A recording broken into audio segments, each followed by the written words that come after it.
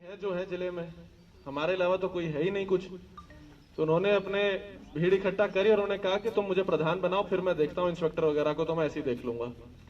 तो अब वो अपने गांव में नहीं है, गांव से फरार चल रहे हैं, भाग रहे हैं।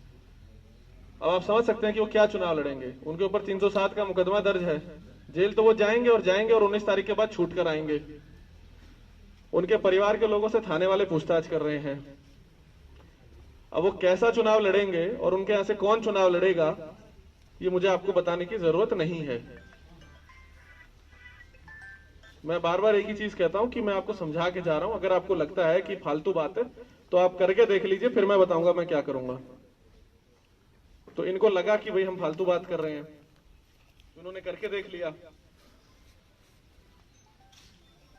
तो मेरा आपसे सिंपल सा दो बातों का वो है, अगले 7 दिन आपके 2 भागों में डिवाइडेड हैं, अब से लेके 18 तारीख और चुनाव का दिन 19 तारीख। चुनाव के तारीख तक 18 में तो 17 की शाम तो वैसे ही सब खत्म हो जाएगा आपका 48 घंटे पहले।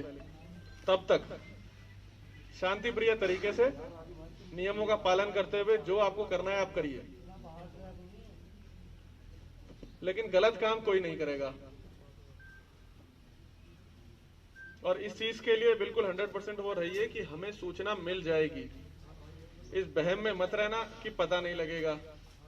दूसरा, इस बहम में मत रहना कि पिछले चुनाव में ये कर लिया था, उससे पिछले में ये कर लिया था। ये पिछला चुनाव नहीं है और उससे पिछला चुनाव नहीं है। मेरा अनुरोध यही है कि ये बात आप समझ जाएं तो अच्छा है, हमें डेमो न देने का मौका मिले। डेमो तो हम दे देंगे, लेकिन उसमें आपका चुनाव निपट जाएगा। हमारी किसी से कोई व्यक्तिगत समस्या नहीं है। हमारी समस्या उस आदमी से है जो कानून को अपने हाथ में लेता है, जिसको लगता है कि वो सिस्टम के नियमों का पालन नहीं करेगा और गलत तरीके से चुनाव जीतने का प्रयास करता है। चाहे वो डराए, धमकाए, प्रलोभन दे, शराब पिलाए, कुछ भी करे। इनमें से किसी भी प्रकार से यदि आपको लगता है कि आप चुनाव जीत लेंगे, तो मैंने आपको कहानी बताई दी है, जीतना हारना तो बहुत दूर की बात है, आपको पता भी नहीं लगेगा कि आपके चुनाव में